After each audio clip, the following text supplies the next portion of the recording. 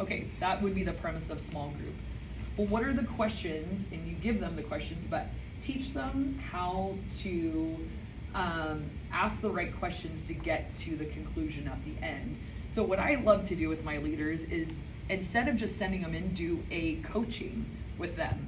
So actually sit side by side and lead their small group with them and show them exactly how it's done. That has been like the most effective like light bulb moment for me and my leaders, where they were like, oh my gosh, okay, it all makes sense now. Because I would hand them a talk sheet and I'd be like, hey, here's the questions, take your kids through it. And they would just be like, okay, number one, what do you guys think? Da, da, da, da, da. They didn't know the art of conversation. They didn't know the art of leading a small group. So if you can hop around to each group, I would highly, highly recommend nobody in here leads a small group, but you're rather the coach of the small group leaders, and you're available during small group time, but especially with your newer leaders, to coach lead with them for at least a month before they are ready to go on their own. And then they can start to see, oh, like this is the rhythm of a small group. This is how a small group should feel. Make sure that they feel totally capable from watching you navigate the small groups. And so being willing to help them over time. I love what you guys said about like that ongoing training. For us, what that looks like is a weekly meeting, and it's really short. I think it's really hard to ask youth pastors to, all right, we're doing a training on Saturday from 8 to 10, and it's mandatory that you're there, and and it's like, oh my gosh, I already give you my weeknight and I'm there for 2 hours, I don't want to come to another training. But we just meet for 15 minutes every single week before youth group, and you can sprinkle any training in there. Like, training is, look at it more as a drip than like a fire hose, right? So it's not like I'm gonna blast you with training for 2 hours and we're gonna all get on the same page here. The best training is done in slow little drips over time. So that 15 minutes before your meet or your youth group, I'll just run something real quick past them of like, hey guys, some of you, like, I never thought I'd have to talk to my leaders about this. I have a lot of young leaders right now of their social media accounts and what they're posting, and the girls, like what they're wearing and stuff like that. And so we had this whole like training on, our rights that we give up as leaders. The passage where it says, not many of you should become teachers, my dear brothers, for in doing so, you will incur a stricter judgment. And we kind of unpack that, like, what does that mean? Like, are we allowed to post pictures of us in crop tops and, with political jargon all over our social medias? Yeah, we're allowed. Should we, though? Is that a right we give up? Do we ever want to be a stumbling block for the people that we're leading? Do we have every right to express our opinion here, there, whatever? But what if somebody takes that and now has a bad impression of blah, blah, and so we're kind of working through, and you could do that in 7 minutes, right? And so now it's just built into the rhythm and the culture of your youth ministry. And training is ongoing. Pick a topic each week. And you don't even have to label it, like, don't announce that you're training them. Isn't that the best? When it's just, boom, you've been trained and you didn't even know. It was just a conversation that you're having, a topic that you're bringing up, slowly dripped over time. Say the same thing different ways, right? Use different examples. What do you want that culture to be like? What do you want them to understand? Just drip it in over time.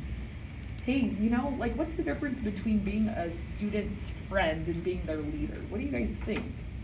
Well, leaders, yeah. So we could be the kind of leaders that we're for them, but we have boundaries, right? Because they don't need an adult friend. What are some ways we can be? So just easy stuff that starts to, over time, all of these things are the long haul, right?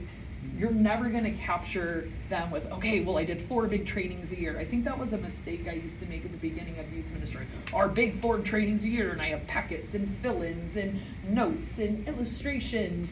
And I didn't really realize, no, it's just going to be this slow drip every single week, and they're going to be drinking the water, and they're not even going to realize it. Like, the fish doesn't even know it's wet, right? It's in the water and it's swimming in the water. And that's the most effective form of leadership. Can I ask a question? Yes, please. How did you switch from having those quarterly meetings or month, whatever that meeting was, that was our time? Yeah. Say, we're gonna do this. How did you make that transition with your leaders saying, we're no longer doing this, we're doing this? What was that? I never just told them I was stopping, and nobody asked. Nobody cared because nobody wanted to go, right? So they're not like, Kristen, please bring back our monthly or our quarterly trainings. They were like, don't ask her about it or she might remember, you know? And I think I just realized, I mean, you have to be intuitive. Are people engaged? Are people coming? Are people excited? Or are people like, you know? And if it's kind of a soul-sucking experience, and not that we make it fun, like, look, I have lunch for you guys, and oh, we're in someone's beautiful backyard, and well, I try to make it nice. I didn't make it like a terrible experience, but even so, I could just tell it wasn't breathing energy and life into our ministry. And then I kind of took a cue from our senior pastor, and we have meetings and conversations where I'm like, it was just spending time with him that I figured out more about leadership than I ever could have in like a session. It was just him talking through ministry, talking through, hey, I met this guy this weekend and he was really struggling with this, and so here's what I told him, and then blah, blah, blah. And I'm like, oh, that was a case study just right then.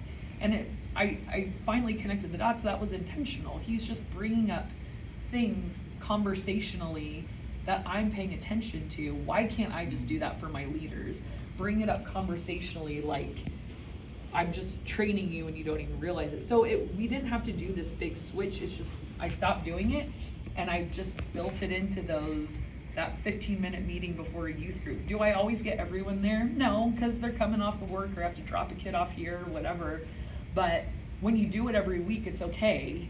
And I think people can listen and get on board a lot more. So I got a question. Yeah. How do you come up with like what to bring up every week? Like, is it based on, you know, like what you're going through, or like what you're seeing, or like, you know, just, how do you come up with it? Yeah, so some of it's just through observation, you know, like looking at some of our young volunteers' Instagrams where it's like, they're not awful, but it's like, and so it wasn't worth me sitting down and being like, hey, I need to talk to you. It was like, I think I just need to talk to them about, here's an expectation. Let me put this in perspective of what we're about here. Sometimes it's because of what we have coming up in youth ministry, you know, like we did a big outreach, and so I was talking a lot about how are we assimilating new kids into our small groups, because we have a lot of new kids right now. And sometimes it's a more practical training of like, guys, I don't think you know how to do your attendance sheets. Let me take you through this. And I'd bring my admin in and she'd do a whole training with them of like, hey, do you guys have the church app? Okay, you just click on this and do that. So if there's like a pain point more so of like, this isn't getting done or this isn't getting done well, let's do a quick little conversation about it. And then sprinkling in there victory stories too, you know, like not always like, all right, time for lesson time from the guru, but like, hey, oh my gosh, you guys, I got this amazing email from a parent this week. Let me read it to you. Or, oh, Andy, didn't you have something so cool happen in your small group last week? Share it with the group. You know, because what you celebrate gets repeated, right? So always remember that as a leader, whatever you're celebrating, those are the behaviors that will be repeated. So it can always be positive, right? You don't have to say, stop doing this, you know, it can always be put in that positive light.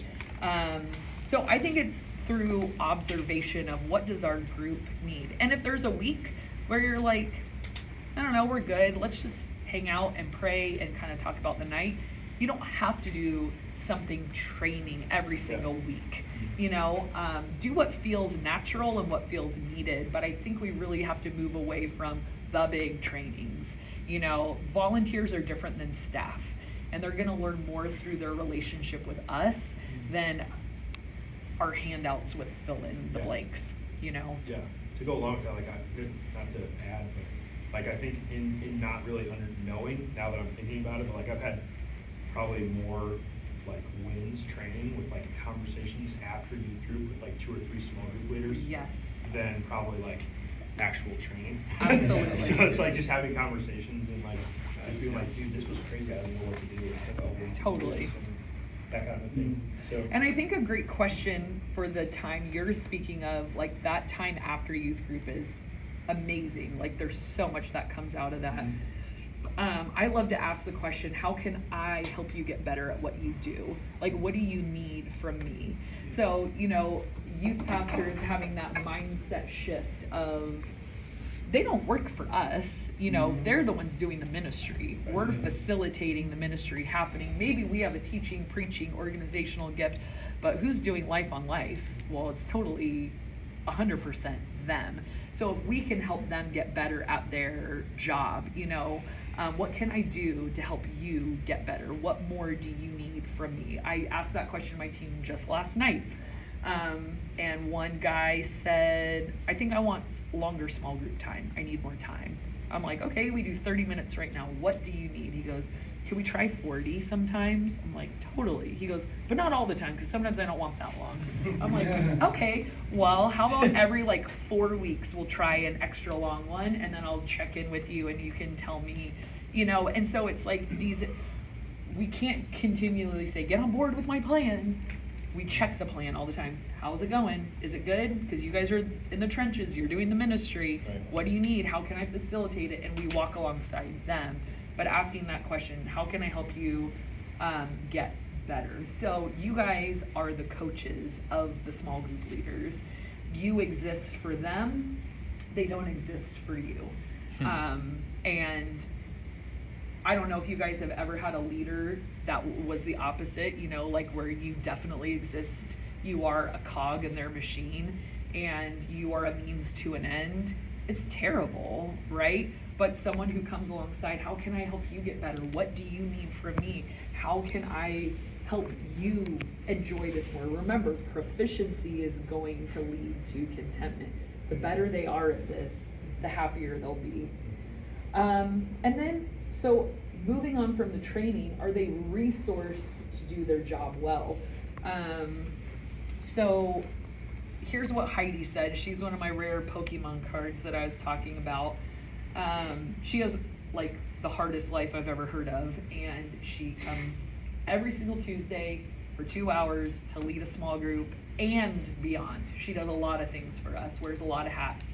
She said this of why she stuck around so long: you're always ready to help us in any of our areas of weakness or gaps. For example, you are always ready to help us with our small groups or discussion questions. Again, why you guys should not be leading a small group, because you're tied up during that time. You need to be there for your small group leaders.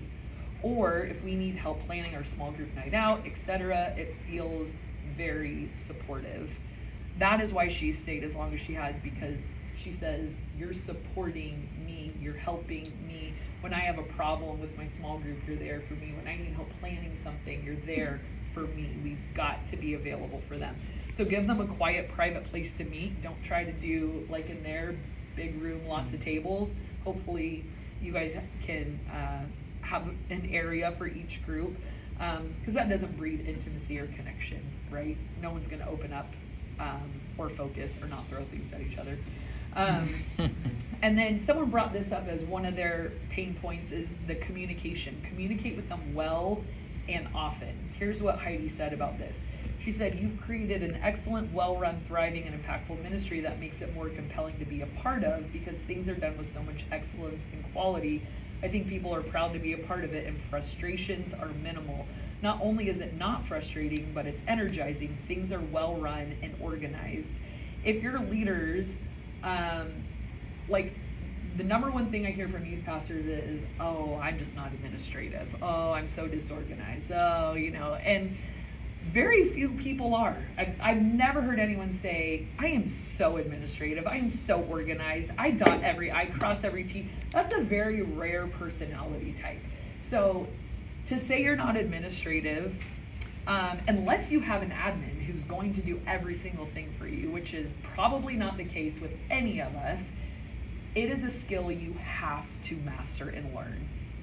I don't see it as a gift, I see it as a skill, and skills can be developed.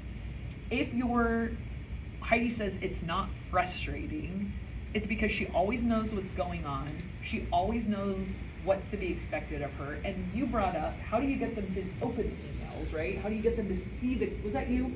Someone said it, like once you communicate, like, are you actually getting the communication? So last time, somebody asked me, well, what's the best method of communication with leaders? Because you should be communicating once a week so that you're not over communicating, white noise, like, oh, there he is again, needing something, you know? But once a week, everything they need to know. There is not one method of communication. That's some people, if you're 30 or over, you check your email every day probably, right? Multiple times a day. If you're under 30, you only text. I found that my under 30 crowd loves Discord, and that's been a really effective way for our communication. It took me a little while to get on board with it. My worship pastor suggested it. It's an app that gamers use, so I was like, I don't know about this, and it is amazing, because if you've used Discord, you know there's a ton of different channels you can put within your organization. So we have our ministry, and then it's like, oh, this is just for interns, this is just for worship, this is for small group leaders, this is for our student leadership team, and we have all these channels, and so I can communicate on the app just with who I need to communicate with. So between email, text, and then the meeting, when you're actually talking about it, you have to use every method of communication available to you. Because there's some people, they will never, ever, ever check their email, no matter how hard you ask or beg or plead.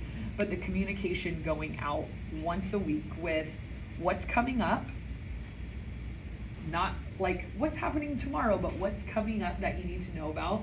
My leaders, they already have my camp dates for 2024 so that they can get it off of work. They can plan their family vacations around it, whatever. Sometimes the participation, we take it a little bit personal, like, oh, well, nobody's coming. Well, were they equipped to come? Were they equipped to plan their schedule around what we're doing? Did they know far enough in advance? So flying by the seat of our pants, not good for our leaders to not feel frustrated. Can I show one more thing? Yeah, Like you open please. emails, just engaging with them is find ways to bless some of those emails or texts, whatever. Like maybe once a quarter, like I might just throw at the bottom of the email or text, say, hey, here's a QR code to my Starbucks gift card. Go buy yourself Starbucks. Oh, I love that. Now they're like, hey, is something in here? It's not bragging, but I do want to bless them, but it's like, hey, it's not just me asking or trying to get something from you, but I want to bless you in that.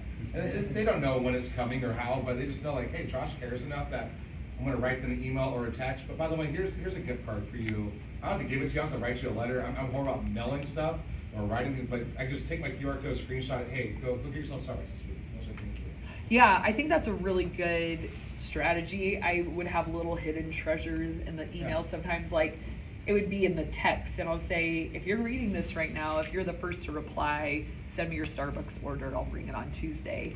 And when you don't, they're like, where was the thing? And so you can just make it fun. I mean, it is youth ministry after all, right? It should be fun. So I love that, just those little blessings or incentives or whatever to opening and reading communication. So that attention to detail, and having a system that works for you. So for me, I just have a document on my desktop that says leader email. And all I do is I edit it every week, just copy and paste what's old, bring in what's new, bring in the new talk sheet. And it really only takes me about 5 minutes because it's already there, and then just copy, paste, and send it each week. And then I'll get on Discord and either remind them, hey, I sent you an email, or here's the bullet points of what you need to know about what's coming up this week. And then I reiterate all of that in the staff meeting at 6 o'clock on Tuesdays. And we announce it live, so if they're listening to announcements, which who knows, but they communicate well and often. Nobody should ever be guessing of what to do, where it is, what to bring, all of that. And then lastly under here, the flexibility. So Jeff kind of changed my perspective on this a while ago. Is like one of you brought up, like, what do we call mandatory, getting them to commit, and what is like a reasonable expectation, like for what they need to come to and all of that. And I used to get really frustrated by that, and I'd come home and I'd vent to Jeff and I'd be like, oh my gosh, like they didn't even tell me they weren't coming, and they didn't show up, and like, oh, they missed again. And I would just get so frustrated that like they were not being as committed as I wanted them to. And he had a really good point, and he's like, Kristen, you're the one who wakes up thinking about this ministry, not them. This is your life. This is part of their life. And it's unreasonable for you to expect them to share that same level of passion and engagement that you have. Now, some of them will be, and they're going to be like your, yes, you put wind in my sails kind of person. But Heidi, I told you guys, she has a really hard life, and she said the flexibility is a big one for me. It's not just that there's room to cancel or be late if needed, but it's also not stressful. I don't have the sense that I have to find a substitute or make an arrangement, etc. I know that between the co-leader system and the size of the team, we'll be able to flex and cover for each other, and it's going to be okay. So what she's referring to is every small group, I hope you guys have a double leader system, that every small group has 2 leaders. So Heidi knows, like, if there's a crisis at home, like, and I can't make it, it's not like, oh no, what do I do? Like, some ministries will make you like call and find a sub for yourself or whatever. She's just like, I know it'll be covered, I know it'll be okay. And our leaders knowing, like, I understand you have a life. Of course I want you here. Of course things are better when you're here.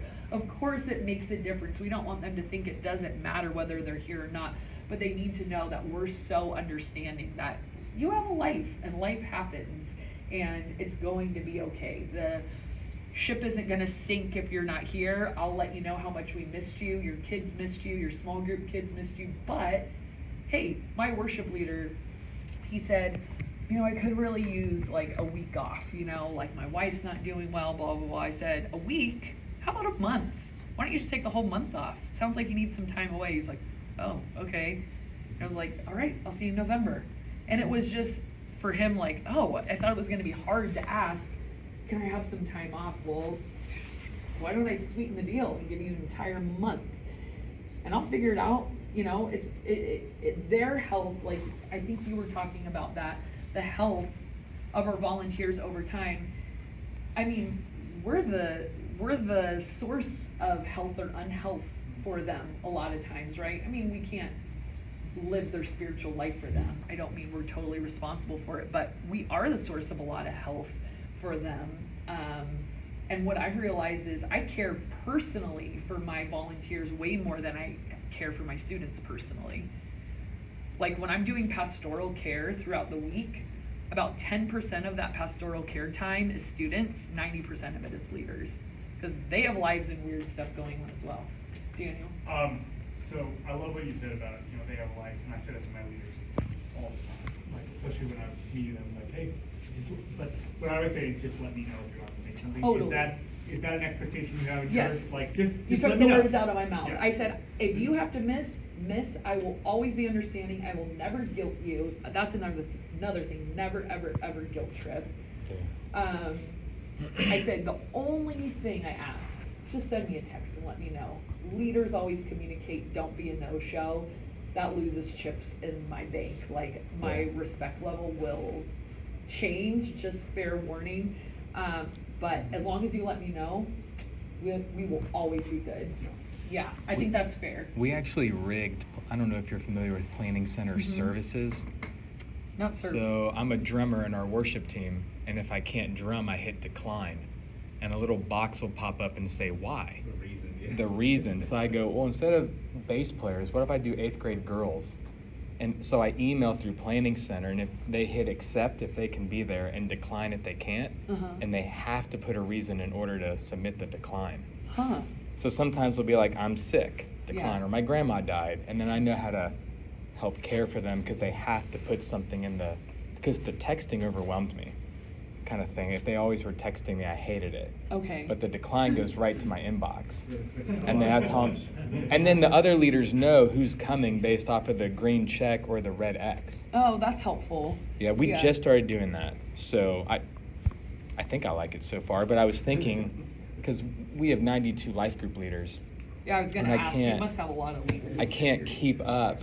So if 20 of them can't be there, I don't want 20 text messages, Right. kind of thing. Right. But I was thinking that could be something if your church uses Planning Center, because we also use it for check-in, for calendar. It all kind of works together, kind of thing. Yeah, at a high volume, that's really smart. Yeah, it would be way too overwhelming to do it Right. the other way. Yeah. I agree. That's really smart. I was gonna, when you had mentioned you don't need subs, at the double leader thing, so it is nice having double leaders because if they can't be there, somebody can be there. But something I learned a couple of years in the game, kind of a mistake that I corrected, was I had to put time in how I pair my leaders. Totally. And sometimes I had to think about, okay, I know this person's probably gonna miss a lot, so let me pair with somebody who wouldn't mind. Or just little dynamics like that, or if it's an age thing, an older and a younger, a lot of times that does work. Sometimes it doesn't work because whomever doesn't. So I have learned if I know, just as I know the different leaders and their tendencies, especially I have had some who are going, like they tell me I'm running out to miss a lot, so I'm pairing with somebody who I know is there every week and doesn't mind being there, because we do have a lot of people like that. So how we pair them is important too, because if it is somebody who just can never be there, it's fine with us, but then the other co-leaders is driving them crazy. And so I have to learn some of that. That's true. Yeah, that's smart. Yeah, I found for me, I love the older, younger dynamic. It usually does work, yeah. Because the younger person is usually like, brings the energy and it has that big brother, big sister vibe, and they kind of look up to him, but then the older one is sort of that like voice of reason and a really good example and sees things that the other one might not pick up on, you know? So I love that. But two young people, if they're like responsible and on it, you know? Oh, absolutely. But that was a game changer. I used to never let high schoolers volunteer. It was just like, nope, you graduate from high school, then we'll talk. But then I realized if I pair them with the right older person, I'm willing to take a junior or a senior who can be under the like wing of an older person and like can make sure small groups like are that the right things are being talked about and said and all of that. And so that helped open the doors for more leaders for me too. So I liked that. These are good input. Anything else before we kind of move on to the heart? We don't really have a ton of time left, but we can keep going more discussion if you guys want to. Maybe it's more of a heart question, like if you get into it. I had troubles with when we split off groups, because groups were growing to 10 or 12 and then we split it up into small groups.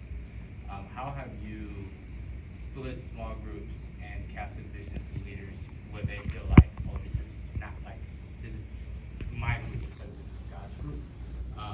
How have you like navigated like change in small groups? Like, 'cause that's just like a big thing. Like we'll have co-leaders to split a group to hopefully grow a group, Exactly. right? So like, where have you kind of seen like casting like change or vision or in that process of navigating like their hearts? Yo, this is God's group, and but like carrying them at the same time. Right. Then you have to build relationships with students. So, yeah. Yeah, that's a great question. And I love, you're right, that is the strategy. Like, you know, if a small group has 2 leaders and it has 15 kids, it's time for it to be 2 groups, right? Yeah. And then that can grow and that And can then grow. the students with that too, 'cause the students are like, heck no, I'm dipping out of here. Like, Right. So, yeah. Yeah, they say if a room is 80% full to a person coming in, it's 100% full. So things can never feel 80% full because people feel like there's no room to invite anyone at that point. It's capped. So it's very strategic in keeping small groups at the right size.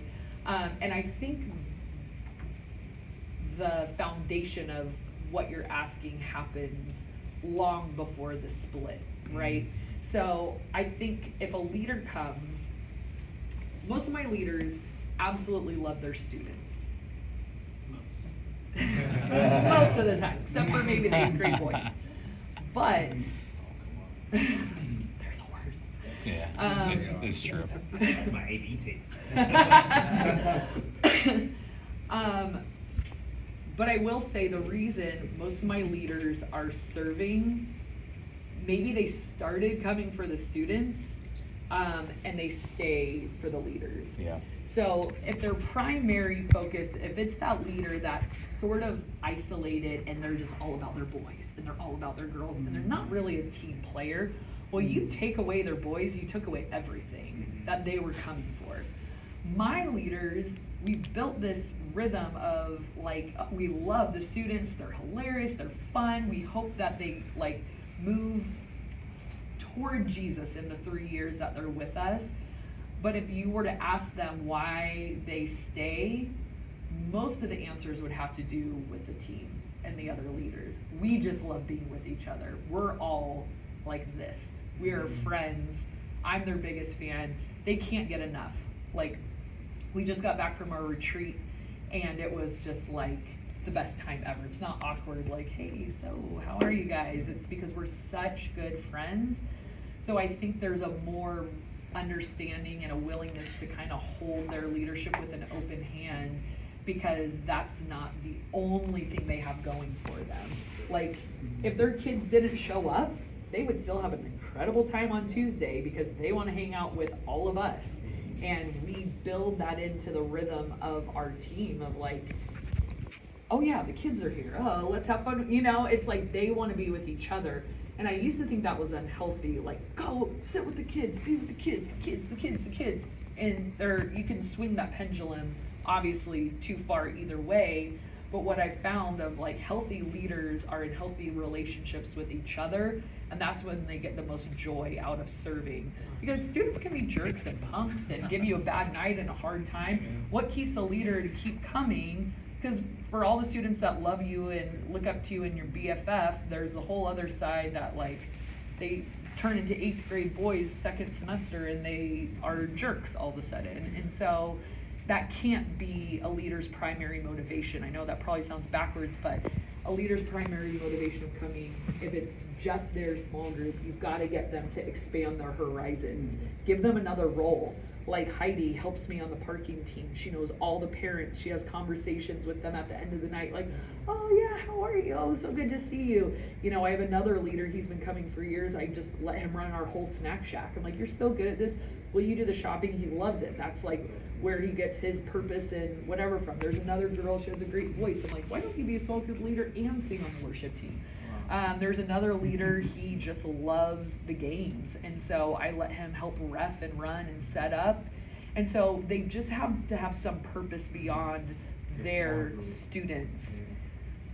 Otherwise, they're gonna hold it way too tight and they're not gonna flex with your leadership vision. You know what I mean? This might be a dumb question. What does parking team do? So my, valet service. yes. Well, I'm thinking because They can take your skateboard for you. because sometimes I've given like flyers to some leaders, and the parents are waiting in their cars, and sometimes we've gone to the cars. Yeah, that's a great idea. We Okay. do that with our calendar. For us, it's like a whole parking system. So I let the parents drop off the students in the main parking lot.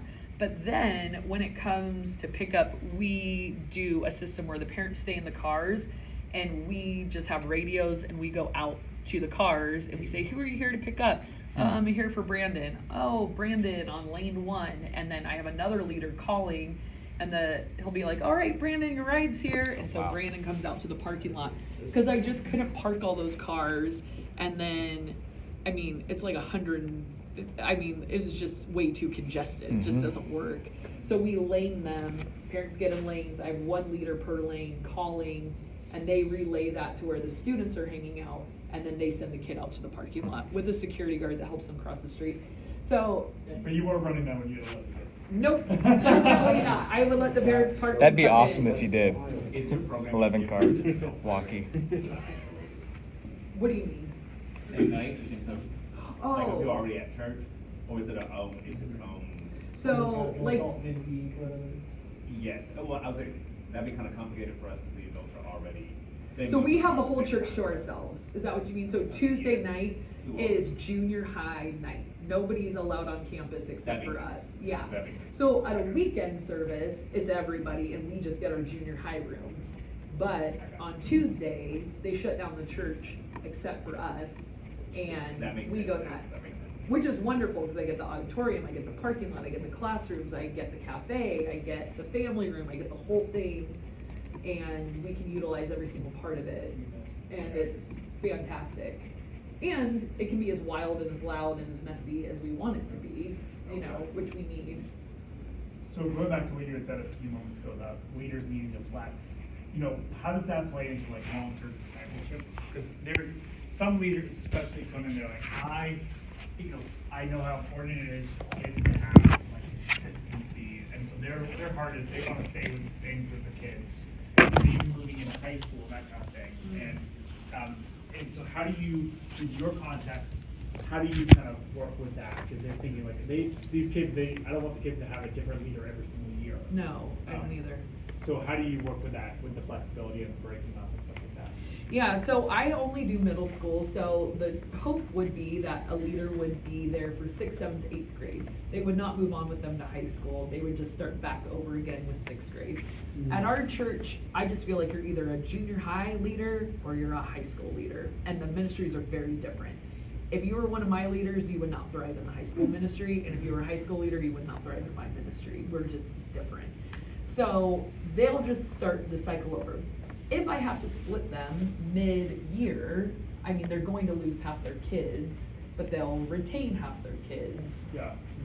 Does that make sense? No, it does. I just, that's something that I've heard from other leaders at other conferences, this idea of like, I remember hearing from Chef, the guy who's involved with Orange, and he says, with small groups, you really want to, he says he wanted like a 7 or 8 year commitment as a leader, and bring them in 6th grade and have them stay with the kids all the way up to senior year. And Yeah. he says like that's his ideal. And so I was wondering, what your view with that on? I don't. I think like I was saying before, like to his question, my leaders are more loyal to the ministry than they are to the students. That is good, yo. So Dude, they're that's not hard. gonna leave. If their entire small group left tomorrow, they would not leave the ministry. I promise you. And so what we have done is we've built this tight community because they're seen, they're known, they're loved, they're cared for. Heidi said, I feel like you're our biggest fan. Andy said, you always thank and encourage us in everything we do. And they're friends with each other. So I'm their biggest fan. I roll out the red carpet for them any chance I get. And then they are friends with each other. I mean, they'll do things and not even invite me. Like, on the way home from our leader retreat, they all stopped in town to do something. I drove by myself, and I'm like, hi guys, bye. Like, they don't need me to be the relational glue because they are, and so they love their students, but they are more loyal to the ministry because it is such a, they feel so loved and cared for every single step of the way. Do you feel like they would be, just like you said, if the students left, they're committed to the ministry, do you feel like they would be like that if you left? I think they would leave if I left, which kind of haunts me a little bit. I don't know that I love that. So like Heidi in particular, I got a job offer at a different church, and I was talking to her about it because I was kind of processing it. She goes, just so you know, if you ever leave, I'm probably not going to stay here in junior high ministry, and I wrestle with if that's healthy or not. But when they asked Heidi, like, well, why do you go to Whitewater? She's a driver. She's a 15-passenger van driver for us for our Whitewater rafting trip. It's a whole week of her summer, and she has to sleep on the floor at different churches in the Bay Area and in Sacramento, and we finally make it to the river, and it's a beast of a trip. And she's 45, sleeping on the ground, still doing it. And they said, why do you do it? And she said, because I get to spend 4 days in a van with Kristen. And that blew my mind because what do I do the whole time? I always tell Jeff, I said, it's not that people like me, it's they like what I do for them. So what do I do for her? I let her talk at me for 4 days and I just ask her questions. It had nothing to do with me. I'm not so great. I'm not so special. It's because I made her special. I made her great. And she's a mom of 4 and her kids are difficult. She's adopted half of them and one of them is hanging on by a thread health-wise. And she gets out and someone actually cares what she thinks and cares about her life and is on the edge of their seat asking her questions for 4 days. Moms are invisible. Nobody cares. Nobody cares about moms, you know? They just have to do everything for everybody. But she gets 4 days where somebody cares. So when our leaders feel like we are their biggest fan and we're so dialed into them, I'll take her on a walk, sounds like a dog. I will meet her for a walk on Wednesday mornings because it's my easy morning. I let her talk at me for an hour and a half. She never wants it to stop. She'll be like, do you want to do another lap? You want to do another loop? And I'm like dying because she's like really in shape. I'm like, I don't know. And she just wants to keep going because someone's listening. You know, we have to see them as humans. They have so many needs beyond our ministry. That's why I said 90% of my pastoral care goes to my leaders. Because if I can care pastorally for them, they can care pastorally for my students. They're going to serve from a filled tank. I'm not trying to squeeze them for everything they're worth, but when they come, I'm like, you're here. I'm their biggest fan. My goal is never to talk to every student. My goal is always to talk to every single leader.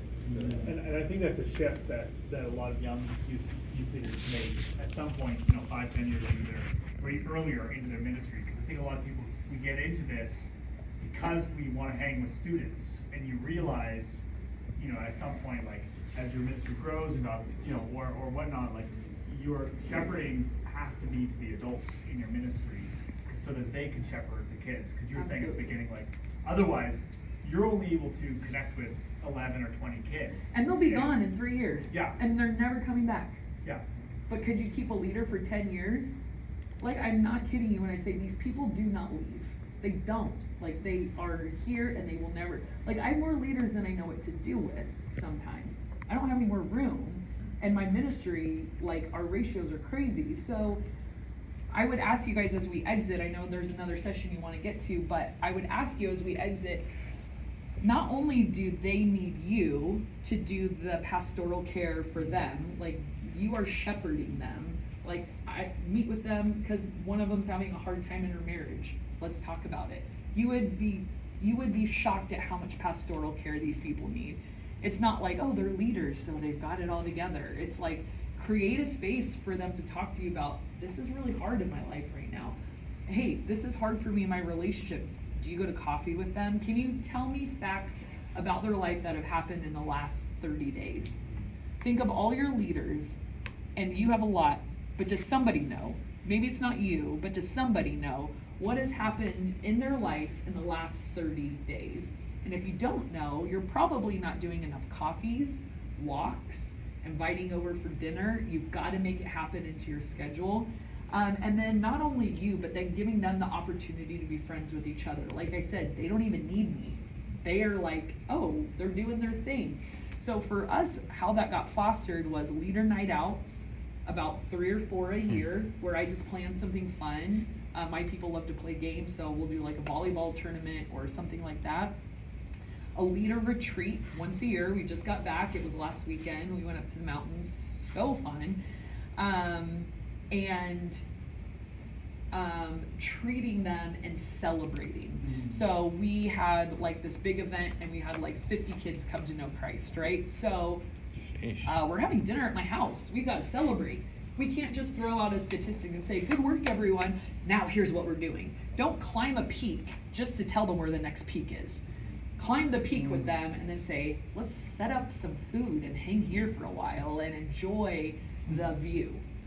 Don't hustle them to the next goal and peak. Take time to celebrate. Take time to tell stories. Buy them dinner. If most of my budget, if not all of it, goes to my volunteers. I mean, how many dodgeballs do we really need? We're fine. The students are good.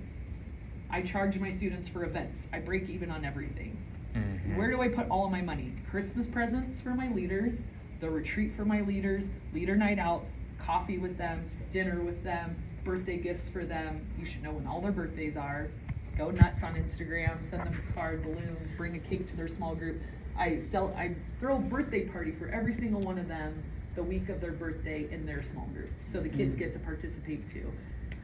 Go the extra mile. You wake up thinking about volunteers. Yep. Most of your pastoral care, most of your budget should all go to them, and you'll create something they're never going to want to leave, and they'll stay because of the ministry, not because of the students. I don't know when the next session starts, but probably now. So, 5 minutes. I'm sticking in this room. If you have something that you want to talk about